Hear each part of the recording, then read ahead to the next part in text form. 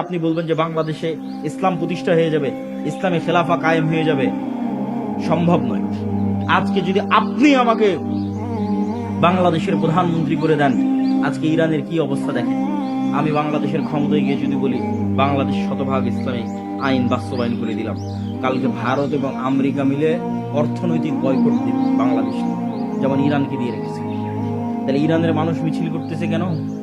আপনিও মিছিল করবেন কেন? অর্থনৈতিক বয়কট দেওয়ার পর ডলার আসবে না, গার্মেন্টস বন্ধ হয়ে যাবে। তাহলে গাইবান্ধার মানুষ খাবে কি?